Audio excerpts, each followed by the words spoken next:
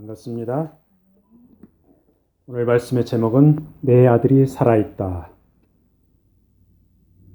우리의 육신의 아들과 딸들이 이렇게 살아있음을 하나님께 감사합니다. 아멘. 우리의 영적인 자녀들이 하나님의 은총 가운데서 함께 이렇게 이 땅에서 살아갈 수 있음을 감사합니다. 아멘. 자, 오늘 말씀은 왕의 신하의 아들 이야기입니다. 요한복음에 보면은 7가지 표적이 나오는데 오늘 말씀이 그 두 번째 표적입니다. 장소는 갈릴리의 가나 지방이죠. 거기 지도를 한번 참조해 보세요. 자, 예수님께서 가나의 혼인잔치에 참여하신 이후에 가버나움으로 가셨습니다. 그러다가 6월절을 맞이해서 예루살렘으로 올라가셨죠. 예루살렘에서 어떤 일을 하셨습니까? 예루살렘 성전에서 엄청난 일을 하셨습니다. 성전에서 장사하는 사람들을 쫓아내버리고 내 자신이 성전이다, 성전이 됨을 선포하셨죠. 그리고 이제 밤중에 유대인 지도자 바리새인 니고데모를 만났죠. 그래서 니고데모를 만나가지고 성령으로 거듭남에 대해서 대화를 하셨습니다.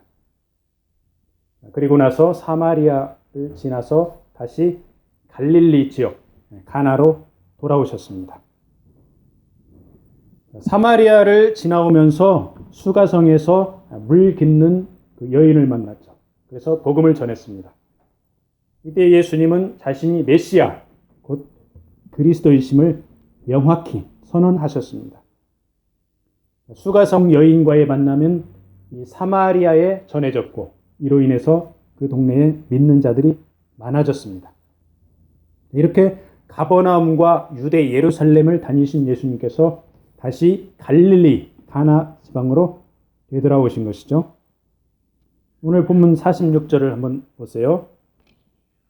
자, 예수님께서 다시 갈릴리 가나에 이르시니 전에 물로 포도주를 만드신 곳이라.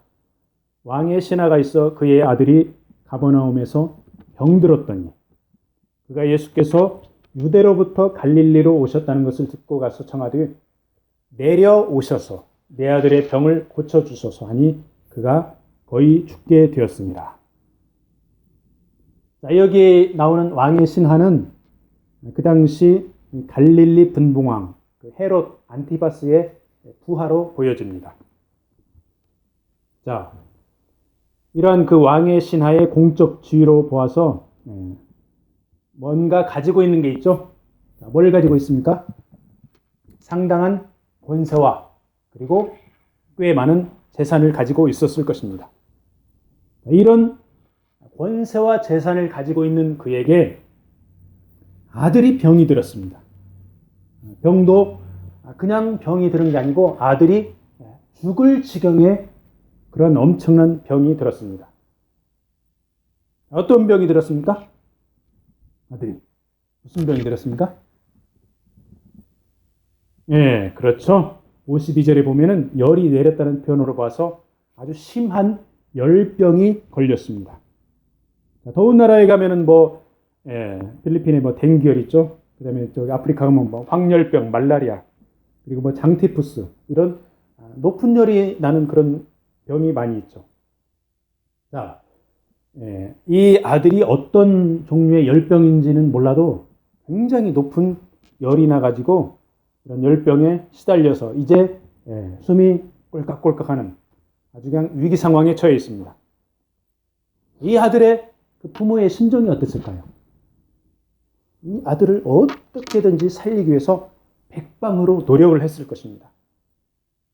권세가 있으니까 유명한 닥터들을 찾아가지고 치료를 시도를 해봤을 것입니다. 그 다음에 재물이 있으니까 돈을 많이 주어서 아들을 좀 어떻게든지 살려보려고 그랬겠죠. 할 수 있는 온갖 노력을 다했을 것입니다. 아들이 죽어가고 있는데 아무리 많은 돈을 들여서라도 살리고 싶은 게 바로 부모의 마음입니다. 그런데 이런 부모의 노력이 효과가 있었을까요? 유명한 닥터를 모시고 그 다음에 돈을 들이고 힘쓰고 애쓰고 온갖 노력과 수고를 다 들이는데 아들은 점점 죽어만 갑니다. 열이 펄펄 끓어서 죽기 일보 직전입니다. 자, 이러한 위기 상황에 이 부모가 한 소문을 듣습니다. 아, 저기 예수라는 선지자가 있대요. 그분은 어떤 분이냐면은 저기 저 가나 거기에서 물을 포도주로 만들었대요. 그리고 예루살렘 성전에서는 대제사장과 맞짱을 뜬 그런 선지자래요. 성전을 깨끗하게 청소하고 아주 혁명적인 일을 한 그런 분인데 표적과 기사를 행하시고 아마 이분이 구약 성경에서 예언한 그 메시아일 겁니다. 이런 소문을 듣게 됐습니다. 부모들이. 그래서 이 아들의 엄마와 아빠가 머리를 맞대고 의논을 합니다. 엄마가 여보, 드디어 우리 아들에게 희망이 생겼어요.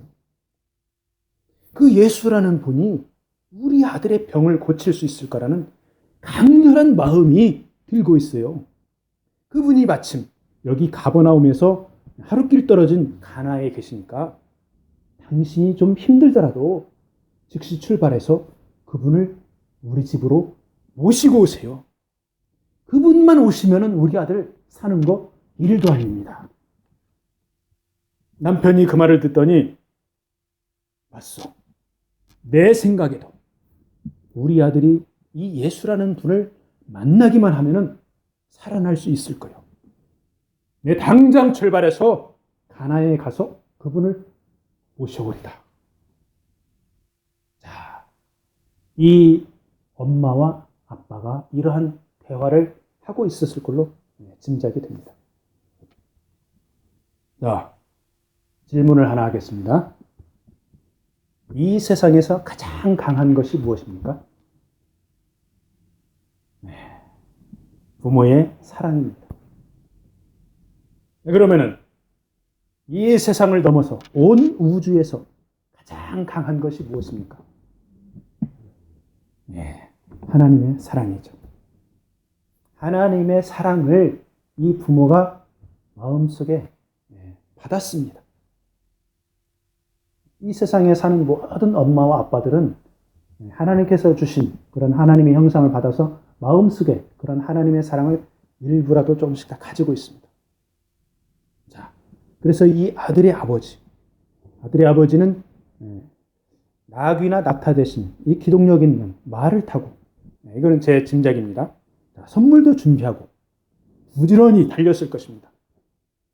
이 아버지는 가나로 가면서도 아이고 우리 아들이 예수님 만나기 전에 죽으면 안 되는데 우리 아들 살아날 수 있을 거야.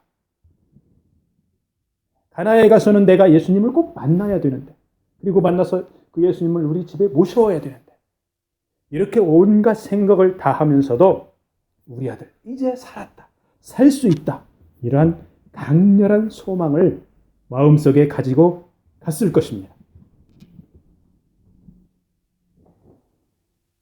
자, 가버나움에서 가나가 30km가 좀 넘습니다. 말 타고 서둘러서 이렇게 달리면은 아침 일찍 출발했으면 아마 점심때쯤에 도착했을 것입니다. 자, 사람들에게 묻고 물어서 예수님 계신 곳을 찾아서 드디어 주님을 만났습니다. 이야, 이제 우리 아들 드디어 살았다. 이렇게 마음속으로 더욱더 강렬한 소망을 가지고 예수님한테 말씀하시죠. 아주 공손하게. 예수님, 내려오셔서는 저희 집에 오세요. 내 아들의 병을 고쳐주세요. 이렇게 간절히 부탁을 합니다. 그런데 예수님께서는 아들을 살려달라는 아버지의 간청에 아주 뜬금없는 믿음에 관한 말씀을 하십니다. 48절에 보니까 예수께서 이르시되 너희는 표적과 기사를 보지 못하면 도무지 믿지 아니하리라. 예수님께서 지금 무슨 말씀하시는 거예요? 이 아버지뿐만 아니라 거기에 있는 모든 사람들을 싸잡아서 너희들이 표적과 기사만 추구하고 믿음이 약하다, 이렇게 질책을 하고 계십니다. 뭔가 기적적인 것을 보고 믿는 것보다는 말씀만 듣고 믿는 것이 더 큰 믿음이다. 이렇게 말씀하시는 거죠. 예수님께서 이 가나에 오기 전에 사마리아 지방에 가셔서 사마리아 여인과 대화를 하셨죠. 그리고 이 여인과 동네 사람들 어떻게 믿었습니까? 표적과 기사를 보고 믿었습니까? 그냥 예수님하고 대화만 하고 믿었습니다. 그래서 이 사마리아 여인이 먼저 믿었고 그 다음에 동네 사람들이 믿었습니다. 그래서 주님은 주님의 말씀을 보지 못하고 믿는 자들이 더 복되다. 그 말씀이죠. 표적과 기사를 보지 못할지라도 말씀만 듣고 믿는 믿음이 더욱더 복된 믿음이다. 예수님의 말씀의 그런 취지입니다. 그래서 여러분과 저도 단순하게 믿고 따르기를 원합니다. 그런데 이 아들의 아버지 보세요. 예수님한테 질책을 받았는데 이 왕의 신하는 주님의 질책에 별로 개의하지 않습니다. 그리고 다시 한번 주님께 간청을 합니다. 주여, 내 아이가 죽기 전에 내려오소서. 이번에 좀 더 세게 간청을 하죠. 주님, 내 아들이 지금 열이 펄펄 끓어서 사경을 헤매고 있습니다. 지금 바로 출발해서 저희 가버나움 동네로 가시죠. 그리고 제 아들 치료해 주세요. 죽을 지경입니다. 이 아버지의 말을 보면은 내려오라는 말을 두 번씩이나 하죠. 47절에 보니까 내려오셔서 고쳐주소서. 그리고 49절에는 죽기 전에 내려오셔서. 죽어가는 아들을 둔 아버지. 어떻게든 빨리 예수님을 모시고 가고 싶은 마음이죠. 비록 이 아비의 마음은 주님이 치료해 줄 것으로 믿었지만은 아들이 죽으면 살아날 수 없으니 죽기 전에 서둘러 가자는 것이죠. 자, 이 아비의 간절함과 소망은 이해가 갑니다. 그렇지만 인간적인 한계를 스스로 정하는 것이죠. 이 아비의 말 속에는 어떤 의미가 담겨 있습니까? 우리 아들 죽으면 끝장이에요. 주님이 와도 아마 살려낼 수 없을 거예요. 이러한 한계를 스스로 정하는 것이죠. 그러니까 죽기 전에 오라. 그 말씀이죠. 그래서 예수님이 오셔도 아들이 죽으면 어쩔 수 없다는 그런 한계를 설정하는 것이죠. 이 아비의 모습이 바로 우리들의 모습입니다. 내 눈에 보기에 하나님이 지금 도와주셔야지. 조금 지나면 우리 모두 끝장입니다. 하나님, 바로 지금 내 문제를 해결해 주세요. 우리는 스스로 우리 환경에 한계를 설정하고 거기를 넘어서지를 못합니다. 그렇지만 주님은 어떤 분입니까? 우리의 과거, 현재, 그리고 미래를 통틀어서 우리에게 맞는 최선의 방법을 갖고 계십니다. 그래서 우리 생각대로 지금 해결해 달라고 하는 것보다 하나님의 방식으로, 하나님의 때에 우리 문제를 해결해 달라고 해야 할 줄로 믿습니다. 자, 이렇게 아버지가 아들이 죽기 전에 가자고 하는데 주님께서는 같이 가보자 이런 말씀을 안 하십니다. 그리고 뭐라고 하십니까? 네 아들이 살아있다 이렇게 선포를 하시죠. 자, 인간의 생각과 주님의 방법이 하늘과 땅이 다른 만큼 차이가 있는 것입니다. 50절에서 말씀하셨죠. 예수께서 이르시되 가라, 네 아들이 살아있다 하시니 그 사람이 예수께서 하신 말씀을 믿고 가더니. 자, 이 아들의 아버지 얼마나 신기합니까? 그렇게 예수님을 모시고 가고 싶어 하던 이 아버지, 내려오소서 내려오소서 두 번이나 이야기하던 그 아버지가 예수님의 이 말씀을 듣더니 그냥 믿고 집으로 출발합니다.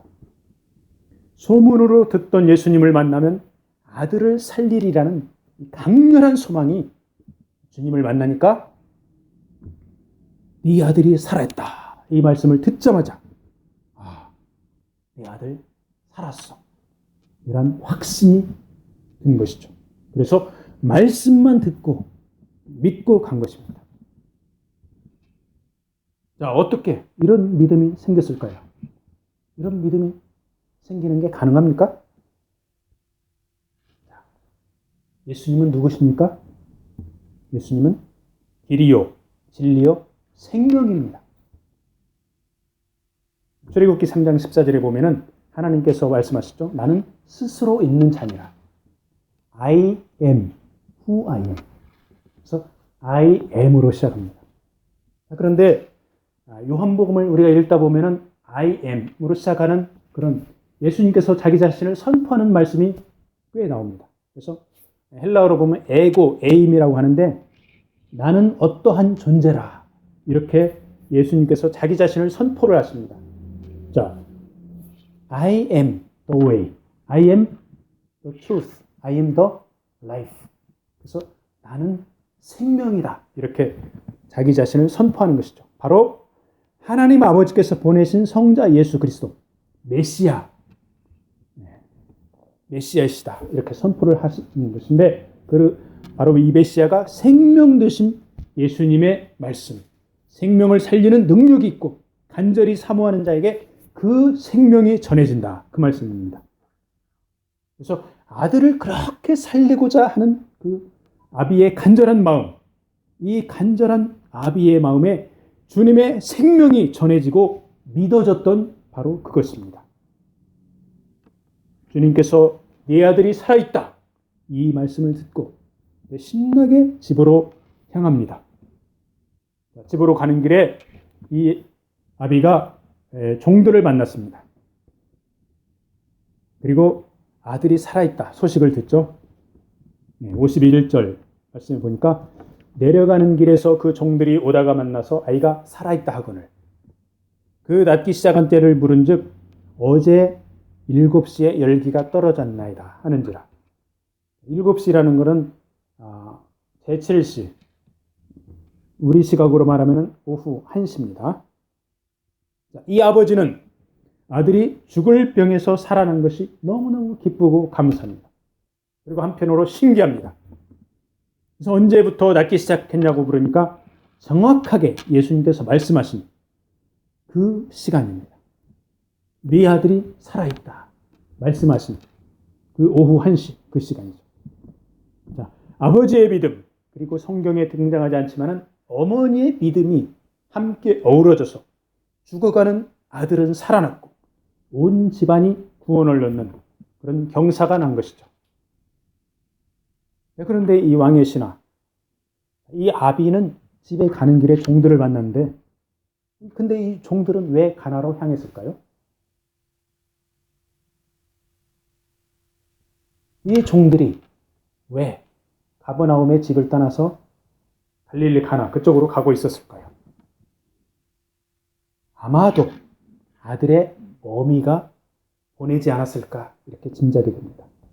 아들이 열이 풀풀 끓어서 죽어가고 있는 중에 아비는 예수님 모시러 갔고 어미는 아들의 엄마는 남편이 주님 모시고 속히 돌아와서 아들을 고쳐주기를 눈이 빠지게 기다리고 있었죠. 그런데 이 어미도 아비와 마찬가지로 예수님이 오면 아들을 고칠 수 있을 거란 강렬한 소망이 있었을 것입니다. 가나로 향하는 남편을 새벽같이 배웅해주고 이제나 저제나 하고 기다리는데 오후 1시쯤 되니까 갑자기 죽어가던 열이 펄펄 끓던 아들의 열이 떨어지기 시작하고 아들이 안정되고 정신을 차리기 시작합니다. 이 어머니 직감을 합니다. 우리 아들 살아났다. 가나에 가서 메시아 예수님을 만났고 그러니까 남편이 가나에 가서 예수님을 만났고 그 메시아 예수님이 우리 아들 살려주셨구나.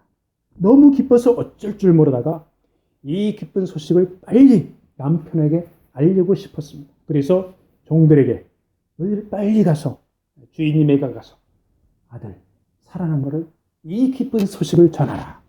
이렇게 어머니가 시켰을 것입니다.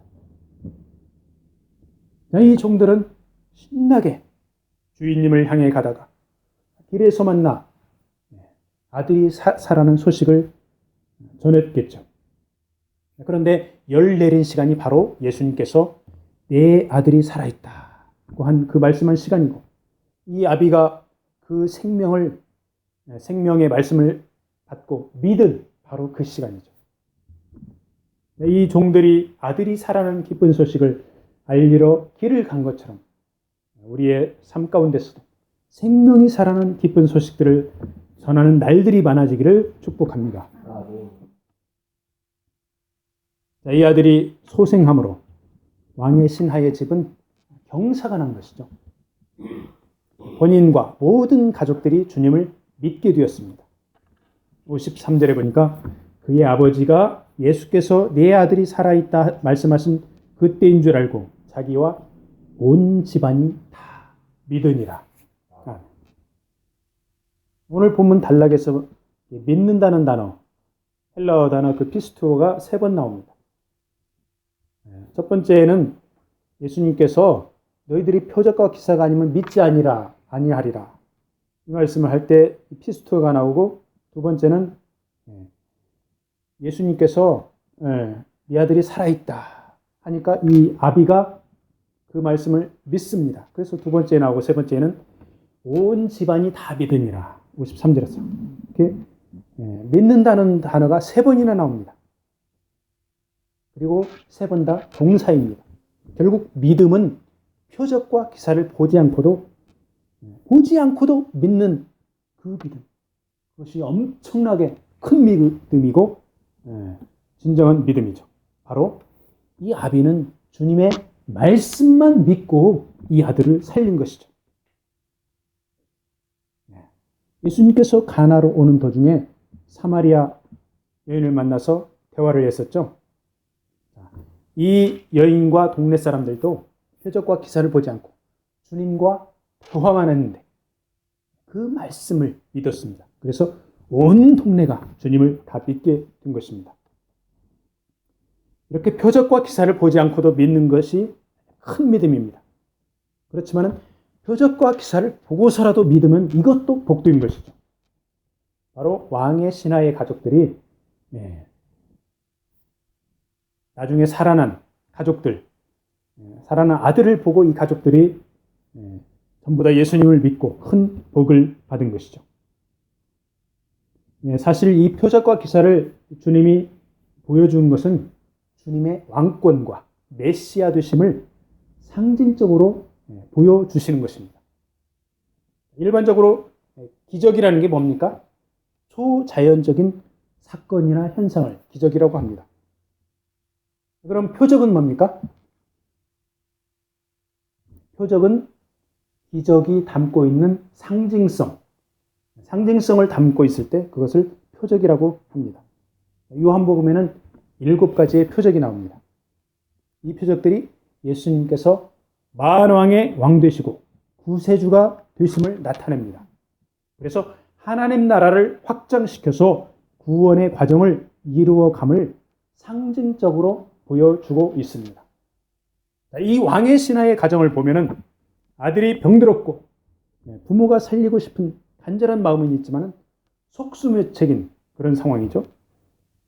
그 부모의 마음에 주님을 만나고 싶은 간절한 소망이 있었고 주님을 만났을 때 믿음으로 승화되었고 아들이 살아났을 때 온 가족이 믿게 되는 그런 역사가 일어난 것이죠. 하나님 나라가 이 아들과 부모를 통해서 차츰 확장되어 가고 있는 것을 볼 수가 있죠. 질병과 고통에서 치유와 평강을 얻는 역사가 하나님 나라를 통해서 일어나는 것이죠. 죄로 인해 죽을 수밖에 없는 곳에 생명이 임하고 하나님 나라가 세워져 가는 것이죠. 그래서 우리 삶 가운데 고난과 역경이 닥쳐오더라도 이러한 환경을 통하여서 하나님 나라가 조금씩 확장되어 가고 있다는 것을 믿기를 바랍니다. 즉 우리 삶의 환경에 주님께서는 우리가 예상한 것보다 훨씬 더 차원 높고 큰 복을 베풀어 주신다는 것이죠. 그리고 하나님 나라를 세워가시는데 관건은 바로 우리가 믿음으로 반응해야 된다는 것이죠. 왕의 신하가 주님 말씀에 믿음으로 반응할 준비가 돼 있었습니다. 그 준비가 뭡니까? 아들을 살리고 싶은 간절한 소망을 가지고 있었던 게 바로 준비된 것이죠. 그래서 우리 가운데 주님의 일하심과 임재하심을 강렬히 소망해야 한다는 것이죠. 여러분과 저는 주님을 얼마나 소망하고 있습니까? 주님께서 내 가정에, 우리 교회에, 이 토론토시에, 굶주리는 북한 사람들에게, 시리아 난민들에게 임재하셔서 치유하시길 우리가 강렬히 기도하고 소망하기를 원합니다. 우리의 소망이 더 강렬할수록 주님은 임재하시고 우리가 믿음으로 반응할 때 하나님 나라가 세워져 갈 줄로 믿습니다. 말씀을 마무리하겠습니다. 왕의 아들이 병들어 죽게 되었습니다. 우리도 살다 보면 병에 걸릴 수가 있습니다. 다칠 수도 있습니다. 사고 날 수도 있습니다. 얼마나 많은 사람들이 불치병으로 죽어가고 테러와 전쟁으로 죽어갑니까? 그런데 왕의 신하는 주님을 만나서 아들을 살리고자 하는 강렬한 소망이 있었습니다. 생명의 주제이신 만왕의 왕을 만나서 문제 해결을 원했던 것입니다. 절망과 위기 상황, 그러한 가운데서 누구를 만나느냐가 매우 중요합니다. 그런데 여러분과 저는 이미 왕의 신하가 만났던 예수 그리스도, 생명의 주님을 우리는 이미 만났습니다. 문제는 우리의 믿음을 전적으로 주님께 향하는 데 있습니다. 왕의 신하가 주님을 믿었을 때 주님은 아들만 살려준 것이 아니라 한 걸음 더 나가서 보너스로 그의 온 가족을 구원의 길, 생명의 길로 인도하셨습니다. 우리 주변에 어떤 문제들이 있습니까? 전적으로 주님을 신뢰하기를 원합니다. 요한복음에 믿는다는 동사 그 피스토가 요한복음 전체를 통틀어서 98번 등장합니다. 오늘 본문에도 3번 등장했는데 전부 다 동사입니다. 명사가 한 번도 없습니다. 우리의 믿음을 적극적이고 능동적으로 살아내라, 이 말씀이죠. 동사로서 살아내라, 이 말씀입니다. 머릿속에 믿음 명사로만 가지고 있지 말라, 살아내라, 그 말씀이죠.